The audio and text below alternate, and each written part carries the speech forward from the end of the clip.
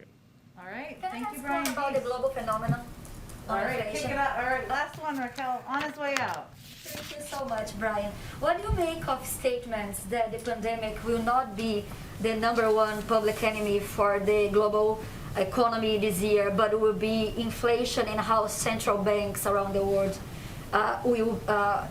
could be the number one enemy of the global economy? How central banks respond to inflation and inflation?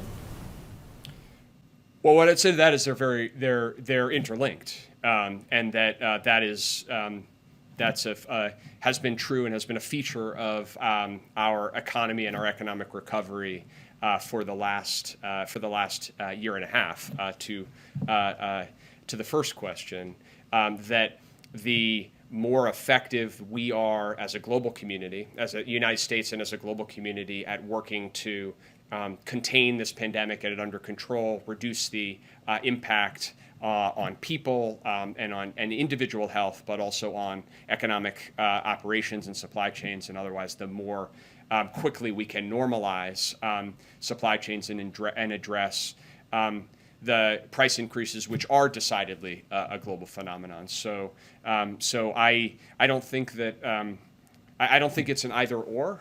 I think that there is an urgent and compelling priority to address the COVID pandemic globally, which is why you see this administration and the president acting across the board, from vaccines to the other support that we're providing globally, and that the more effective we are at doing that, the more runway we'll provide for the global economy to grow while mitigating price increases. All right, thank you, Brian Deese. Thank you.